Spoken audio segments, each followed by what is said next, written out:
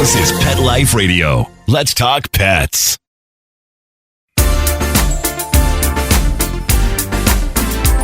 Rappaport to the rescue with award-winning animal advocate, best-selling author, journalist, and pet products creator, Jill Rappaport.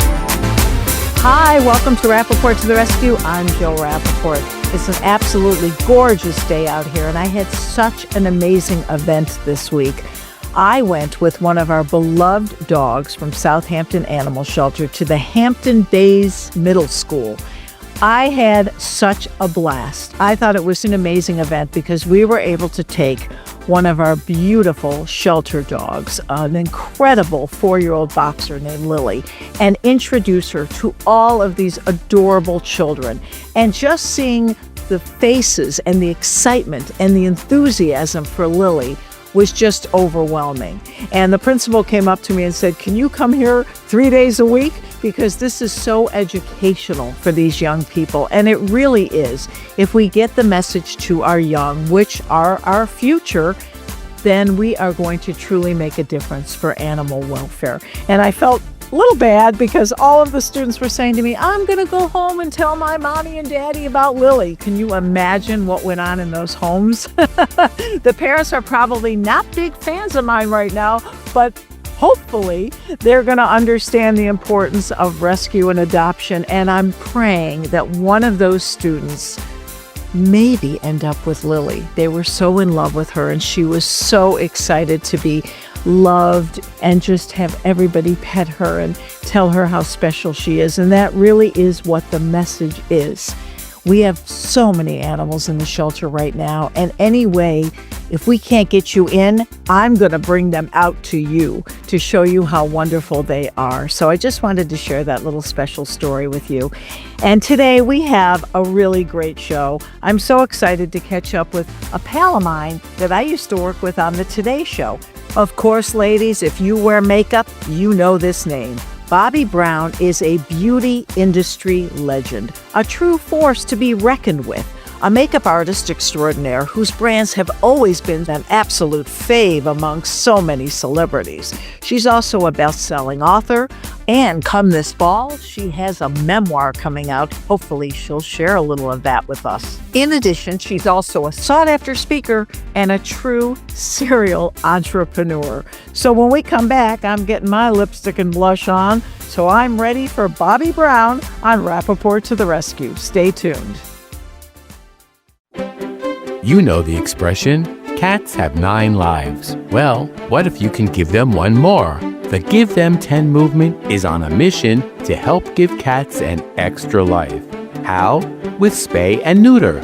Spaying or neutering your cat helps them live a longer, healthier life. And it helps control free-roaming cat populations too. Learn more about the benefits of spay and neuter and meet Scooter, the neutered cat, at GiveThem10.org. That's GiveThem10.org. Want to know who the latest trendsetters are in Hollywood? How about Irish setters? Find out who's been spotted with spots, chowing with their chow, and shopping for Gucci with their Poochie. Get the scoop on all the latest celebrity pet patter right here. Pet Life Radio. Let's talk pets.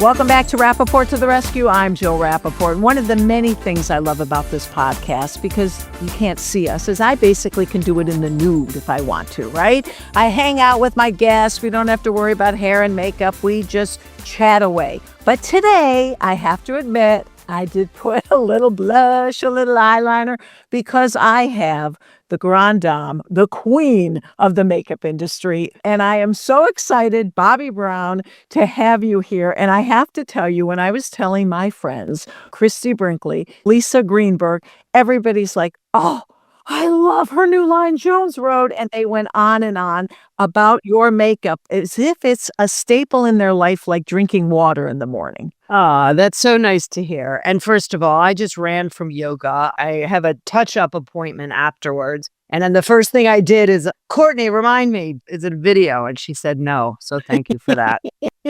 Well, you always look great. And I said in our intro that we're pals from the Today Show. And Yeah. I remember we'd be on, I'd be at that time in the beginning was the entertainment reporter. Then I became the animal advocate. And Bobbi, you would be in the studio getting the beautiful models ready.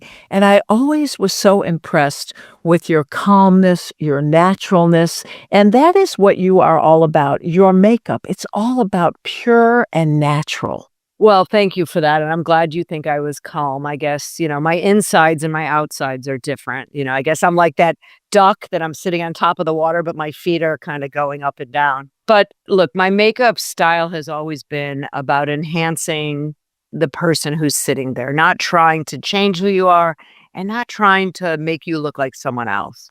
So, some people like a really strong makeup with smoky eyes and red lips. That's fine. The only makeup I don't like, there's two things in makeup that I really don't like. One of them is contour. Oh, I don't understand why people think they have to change their face. And I think most of the contour looks dirty and it doesn't look great. And I'd rather enhance and bring out the positive things about your face and ignore the things that you might not love. So I don't like that. And I don't like when people use a foundation that looks like a mask. When I'm done with the foundation, I just want it to look like my skin is better. and you always look so natural, and the models always look so natural. That's what I love about the Bobbi Brown style, is that it's just bringing out the beauty, and you really don't see the makeup. Right. Well, it's so funny. The Bobbi Brown style from the brand is different than the Jones Road style. So I know it gets confusing, but I am Bobbi Brown. I was born, that was the name that was given to me. So I know it gets confusing to people, but Jones Road, I think, is just like the next step into what I think women should do to make themselves just look, better. And it's not about looking younger, Jill. It's about looking just fresher and better. Well, your career, you are such a titan. They say serial entrepreneur. That's like, I feel, an understatement for you because, it was hard enough just to get a career going. You built an empire and that had your name, right? And you worked for big corporate America. Tell our audience how you built this brand. And then all of a sudden, your name was not part of you anymore. Well, I started as, really a makeup artist. I studied theatrical makeup in college. They didn't have a program, but I designed my own. So I graduated college and moved to New York after a year, after I waitressed, so I knew I could support myself. And I had no clue, Jill. I never know what I'm doing. And I just started looking through the yellow pages. Who can I call? Who could tell me, what it means to break in?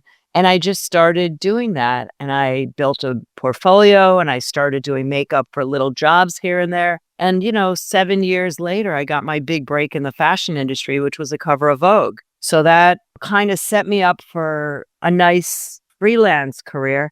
But during those 7 years, I had this chance meeting at a book signing because I had a couple books out.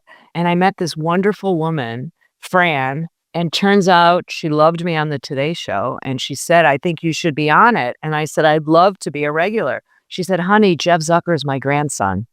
Oh, and Jeff Zucker, everybody, if you don't remember the name, and you should, he's a titan in media. At the time, was executive producer of the Today Show, and it rose his way up the ranks in his 20s. Right. So that also, by the way, there was no social media. Right. That put Bobbi Brown Cosmetics on the map. And for whatever reason, I wanted to be taken serious. Everyone had titles, right? Editor, the news editor, the fashion, everything. I wanted to be the beauty editor. And Jeff looked at me like, huh? And then he said, okay. So I said, you know what? I'm not going to stand up here and sell. I don't want to be a schlocky makeup artist saying, oh, darling, you must have this. But I wanted to teach people how to use blush. I never mentioned my brand. I never mentioned, what the products were. People ran to the counters and they bought them anyway. So it worked out. That's amazing. I mean, I was on the Today Show and it certainly didn't launch me the way it did.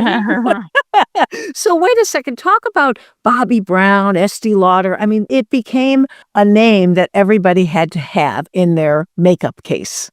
Well, I think when, Bobbi Brown Cosmetics was born, I was a freelance makeup artist doing the fashion thing in New York. I met Steven, love of my life. We got married, moved to the suburbs of New Jersey. And I didn't want to be the makeup artist that was getting on planes to go to the different shoots. I wanted to have a normal life, but I wanted to still do makeup. So, we had a baby, we renovated a house, and I just started doing jobs that didn't take me away.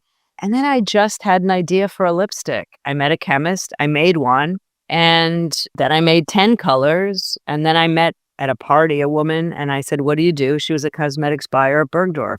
We launched in Bergdorf Goodman, selling out of our house first and then Bergdorf. So, and then we had to really catch up and figure out what the hell we were going to do. Yeah, because it literally began to explode. It did. Right? It did. It took off. Very similar to kind of what has happened with Jones Road. I thought it was going to be a little teeny thing, and it has also blown up. So Estee Lauder came calling after Bobbi Brown Essentials, it was called at the time, was 4 years old, and at 4.5 years old, they bought Bobbi Brown Cosmetics, and I became a corporate employee, and I stayed 22 years. So let me talk about that transition. You went from, owner, creator, then employee, corporate employee, then major shift in your life, right, Bobbi? Yes. I mean, for whatever reason, all the things that were happening, being on the Today Show, being in magazines, building this, I think when I left, it was $1 billion, building this big brand.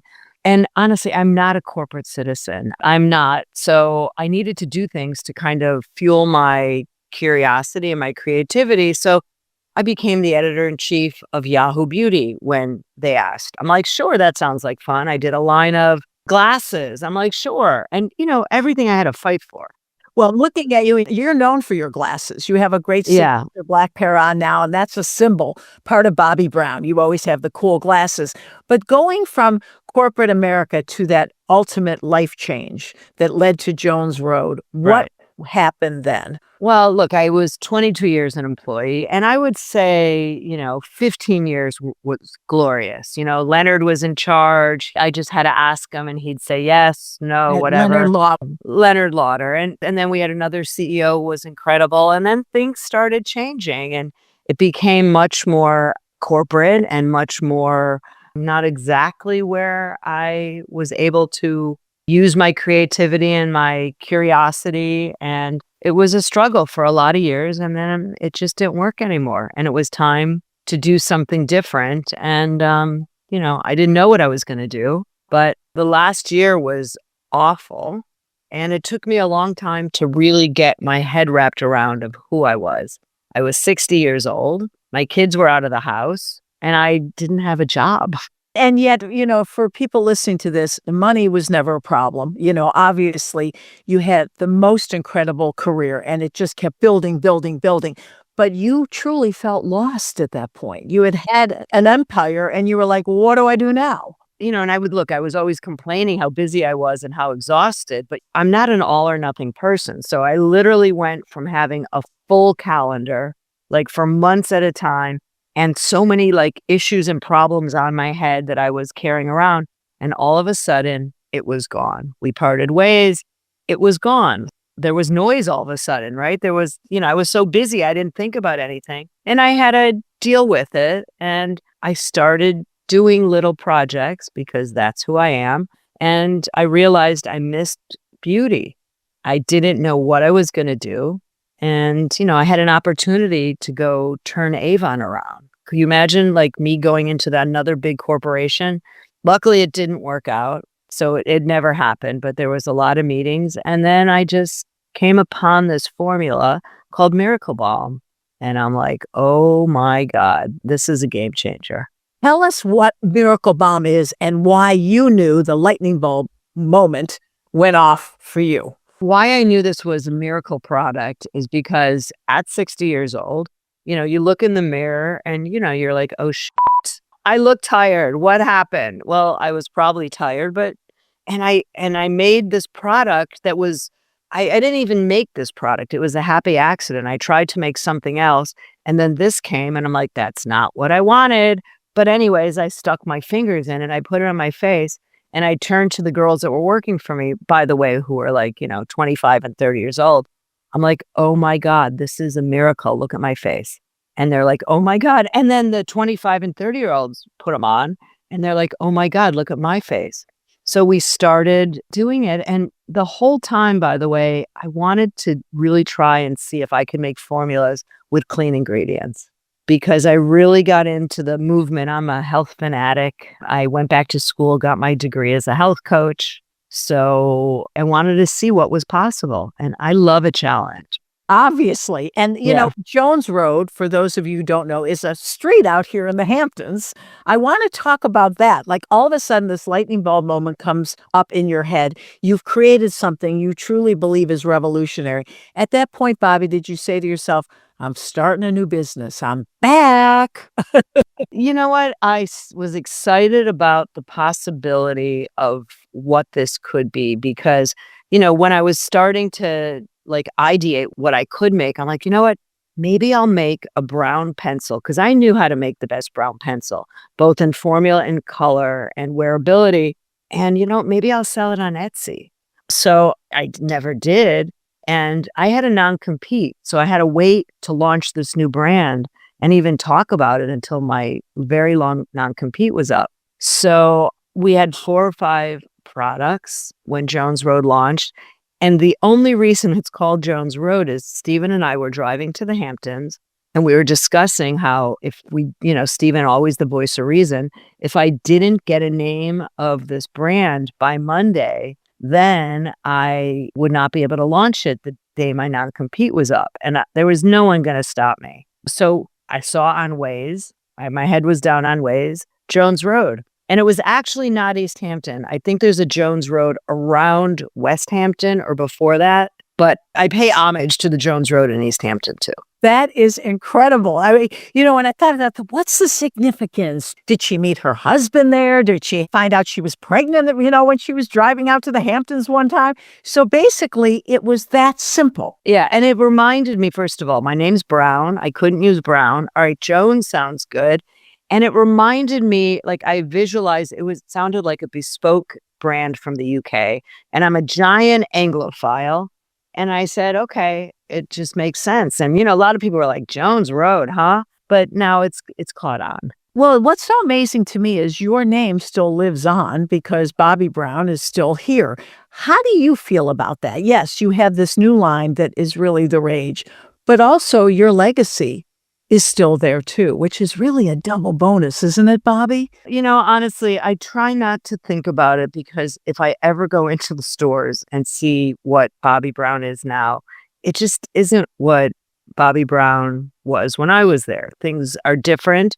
Other people are making decisions, and that's okay. They bought the company. So, you know, when you sell the company and you sell your rights, you know, you can't complain about it. It's like, so I try not to see it because it's not what I would do. That's so interesting because I still have the original stuff that you gave me when we worked together on the Today Show. I cherish that too because everything that you've done, I mean, it's incredible. But the Jones Road products, oh, that the shimmer and the sheen on your skin, the lip balm, really revolutionary. Oh, thank you. You know, and yes, I'm a woman of a certain age, and when I put it on, it doesn't settle into my lines, and I still have lines. I'm an unusual person. I don't shoot anything in my face, so You've always been all natural. Yes, I tried Botox once or twice, and it was a disaster. And I was like, all right, it's not for me. And I'm so grateful that I, you know, didn't because I actually like an aging face, especially when they're healthy. Oh, and that's such a beautiful message considering what we look at today. Yeah. What we're looking at today, you see people and you think that isn't even the same face I remember that they were born with. It's crazy. Right. And the lips kill me. The lips. That to me the lips is, kill me. Bobbi, you and I are so on target with that. I think it's the single worst thing a woman could do to her face. No, I agree. And by the way, I have a lot of friends that do very light Botox and they don't look like they've done anything and it looks great.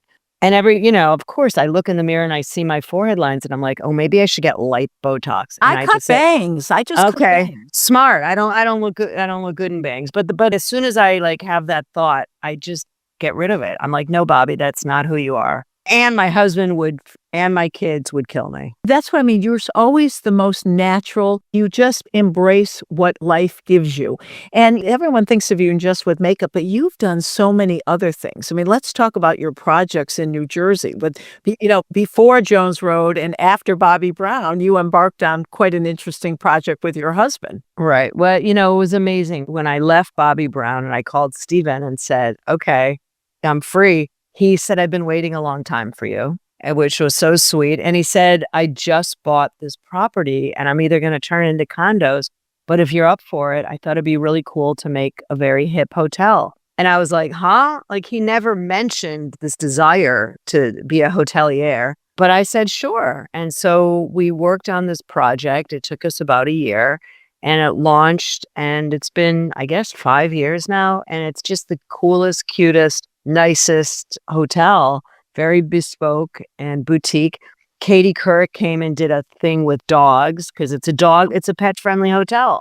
Well, of course, it would have to be, knowing your love of animals. And we're going to transition into that in a moment, which is the whole reason for this show. But I want to talk about how it seems to me, as everybody climbs the ladder of success, if we're fortunate enough to do so, we get knocked off. We get fallen off those rungs and, brush off, heal the bruises and move on. Have you been knocked off ever? It always seems you keep rising to the top. You know what? Resilience is like, I don't know how you get it. And it's so much as attitude, right? It's like what you do with what's handed to you. I have had many disappointments and many mess ups and many, things that didn't work out. I don't choose to call them failures. I choose to say, okay, that didn't work. Could I have done something different or better? Or maybe it just wasn't meant to be. Let me do something else. And I have a lot of friends that come to me and they're, founders of big brands, and they sold the brands and it's not working out and they're leaving the big corporations and they're like, I don't know what to do. I don't know what to do. I don't know. And I'm like, okay, stop. Just don't do anything yet.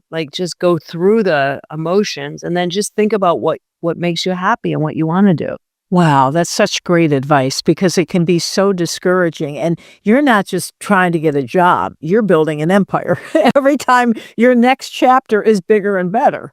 But I don't think about, I want to build an empire. It's like, what do I want to do? So, I was on the Today Show for 14 years. And I'm sure as well as I do, when you get that call that says, oh, it's been great, we love you, but we're not using you anymore, right? 14 years. I was bummed. I wasn't happy. They turned over new producers, whatever, and I wasn't happy. So I felt bad for a day. And then I picked up the phone and called my friend Elvis Duran. I said, can I be the beauty editor of, the Elvis Duran show? And he said, okay. And, he's got more listeners than the Today Show has viewers. So I'm like, okay, transition. And ironically, you've been back on the Today Show since. I have. Not a regular gig, but of course, when they call, I jump because I still love it, but everything has changed, right? For a while, you could only be on as a guest if you paid. I'm like, I'm not paying. I'm not doing that. So yeah, someone calls, I go on. I mean, Gayle King did a great piece on me for CBS. If I was a regular on the Today Show, that wouldn't have happened. So good things come out of change. Well, knowing you and your family, and in fact, your husband really is incredible. We had dinner one night, a group of us, and he spent the whole dinner telling me what I should be doing differently. And I so appreciated it, because he said, you're not marketing yourself. I mean, the word branding, right, foreign to me. And he was telling me what I needed to be doing. And I did create my own pet line of products. And he had an influence over me, because he really said, you must look at the bigger picture. He's right. And he has no experience in branding or building brands except the brands we built together. But he's just really smart. Visionary. Really yeah. And you built this hotel, which of course is dog friendly. And what I loved about you, and I saw you this summer at a wonderful screening in Sag Harbor, I know how much you love your additional children. You're a pet parent to, I say 4, because you have your own dog, Pippa, but 3 grand dogs, right? Exactly. I am a proud grandma. I have 2 grandchildren now, and I have grand dogs. So it's pretty awesome. And all rescues? They're all rescues. And, my dog and my son, our 2 dogs are a little challenging. There's a little anxiety, protectionism, and, they're the sweetest, warmest dogs, but if they don't like you and someone comes up to them or moves the wrong way, they will. I had one like that. And it's stressful. It's really stressful. Yes, yes. In fact, mine, who I just lost, my Oscar Mayer, who's in heaven, he was my appendage. Oh, when people would come in the house, I had to keep the gates up and keep him upstairs because he was unpredictable. Yeah, unpredictable is a really good way because, you think, oh, she's so much better now. She's 4. And then you kind of relax how you treat her. And then something happens. And I'm like, okay, no more. I don't care. She's definitely getting locked away when workmen come or, the cleaning lady locked away. Well, and I've seen you and heard you talk about these animals and how they've added to your life, your creativity, and what joy they give us. I know during COVID, I am not married and I don't have children, but my fur children, as a pet parent, I was never lonely. Right, for sure. And honestly, even now, Pippa sleeps in our bed. Most nights she's on top of my husband, but the nights where her head is on the pillow next to me and I wake up, I used to love my children when they were young. They were always in my bed and now I have my dog. So I feel very lucky. And also the importance of adoption. Right. People think, oh, I'll never find what I want in a shelter. And I say, what are you looking for? German Shepherd Rescue, Labrador Rescue. You can find any purebred, mixed breed, whatever you want. They're waiting for you in a shelter. Yeah, 100%. I'm so glad that, someone of your caliber, that and understood the importance of rescue. And your children, they love animals so much and they get it just like you do. Yeah, we've always had a dog. We had our first dog before we had kids. And so they've never not been dog people. But my kids have never once walked the dogs when they lived in my house. They all walk their dogs now, but never once. Never picked up poop in the backyard. I even tried to give them, $1 a poop and they wouldn't do it. And you have 3 incredible sons. Yeah, I do. I understand that they are responsible for your social media craze. Didn't they push you and say, Mom, you got to get on TikTok? One of our sons, I have different relationships with all 3. One of our sons is now the CEO of Jones Road. And, he joined the company first from freelance helping as like not social media, but just like phenomenal marketing, digital marketing. So yes, he's the one that put me on TikTok and that went viral. And then, he pushes me and he's involved in every little thing. He's, Mom, we've got to do more products like this, Mom. And I'm like, oh my God. Now my son is, I've gone from having the corporate guys tell me what to do to now my son. I'm like, okay. Oh, well, he sounds obviously brilliant because you're reaching 8 million people? We have a lot. I'm not good at math, so I have no idea. Oh my. And that's another thing I love about you. You're like, oh, really? Wow. Is it that many? But thank goodness for your son. Are your other 2 boys entrepreneurial as well? Because you and your husband are incredible. Yeah.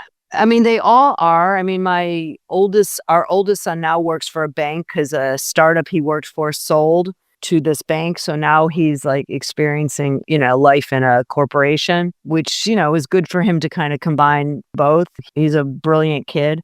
And our youngest son who went to art school, I thought he'd be a creative director, is managing the family office. He's into investments. Like, who knew? Who knew?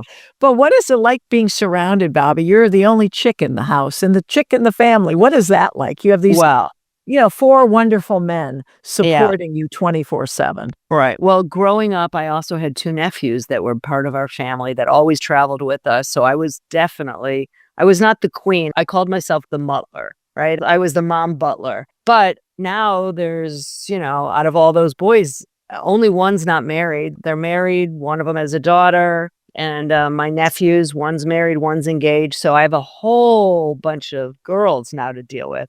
And it's different. Girls are, different than boys, let me tell you. Well, how excited are they to have you in their lives with this great makeup all around?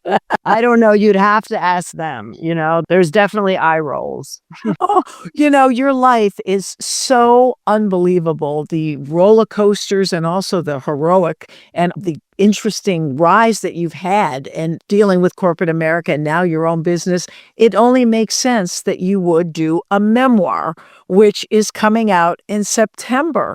But Bobbi, if I remember, I think it was Barbara Streisand was on some show and she said, it's the greatest thing, but man, it took like 2 or 3 years of my life. What is that like, the commitment to doing a memoir? Well, you know what? It was really cathartic. I recommend it even if you don't want to publish it. I've been telling my friends I think they should do memoirs just for their kids and their grandkids because everyone's got a story. Every single person, like you didn't start here. Everyone's got a story. I worked with a writer for like 4 months and it wasn't the right person and I quit and I said, I'm not doing this. And then my agent found another writer who I ended up talking to, twice a week for an hour. I did it while I walked and it was really, I don't see shrinks or life coaches at the moment. So it was really interesting for me to see what I saw and observed as a kid to what I was like as a teenager and how it's all kind of weaves itself together. So fingers crossed that people will read it and say, wow, if she could do this, I should just be a little easier and work. It's going to be, I would imagine, just filled with wonderful life lessons. A lot of these memoirs, they always had the shock titles like, I had a sexual experience that would change my life. There was always, I find with the memoirs, when you hear people promoting them, there's always some tabloidy thing that seems to get the attention of people. Do you have any of those in your book that are going to be your title moments that we're going to hear about? No, I'm actually take a pen and cross them out when they get suggested because I am not that person. And I didn't want to call it a memoir at first. I'm like, no, this is just life lessons and entrepreneurial and blah, blah, blah. But then you realize it's my story, right? So it is a memoir. And, I've literally taken a pen. By the way, I print out things and I fix them with a pen. And then I take a screenshot and send it to someone to retype because I don't type. And it works for me. This is my 10th book. But, Stephen has literally read every word and rewritten a lot of them and softened things and just said, it's not necessary to say this like this because, I don't want to hurt people's feelings. And there has been a lot of angst being part of whatever you're part of. And there's people that upset you. And I don't want to be that person that I think you'll understand what I'm saying without being like salacious. Yeah, it sounds like it's going to be a classy book that has dignity and really exemplifies who you are in a nice way and not, doesn't have to give those what I call TMI moments. Right. Yes. Yes. I'm with you. Yeah. No, I'd rather sell less books. Right. But I also there's a couple more chances for me to, print out the whole thing, read it, make some changes. And then when I'm happy with it, I want all 3 of my boys to read it just to make sure they're comfortable with everything. I mean, they're the ones I care about most. Oh, Bobbi, you are really an inspiration. I mean, always professionally, but personally, hearing how you live your life and the values that you have never gotten in the way of corporate America or money or what you can buy or what you can do. It's all about who you are and being happy from within. And that's why the book is called Still Bobbi, because I am still Bobbi. Well, that is a wonderful note to end this inspirational interview with. I mean, you really are incredible. And you have to promise me you'll come back in September so we can really promote the book. Well, absolutely. But I got to tell you, you're the first interview because we announced it yesterday. You're the first interview. And I'm sure if the publisher hears this, would probably say, don't do the interviews now. But you are the first. And it is available for pre-sale, everyone. And they want you to sell a certain amount before the book goes for sale because that's how you get on the New York Times list. So it's on Amazon now, pre-sale? It is. Yeah. It's on Amazon and a few other places, Barnes & Noble and somewhere else. All right. I'm ordering today and I can't wait to speak to you so you can autograph it for me. Well, thank you. Thank you, Jill. I really appreciate it. And thank you all for listening to this edition of Rappaport to the Rescue. Putting my Jones Road lip balm on now. Let's Talk Pets every week on demand. Only on PetLifeRadio.com.